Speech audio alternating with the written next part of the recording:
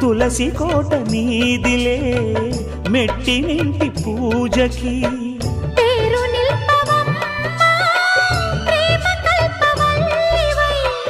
ఇల్లు నిల్పవమ్మా పిల్ల పాప తల్లివై కుంకుమ పూల శోభలతో గుండెలు దాటిన ఆశలతో కొంగు పట్టి కోరుకున్న అన్నగారి దీవెన అదే చాలుగా చల్లరో చల్లరో జాజి పూల చెంగడాలు మల్లెపూ బంతుల మంగళాలు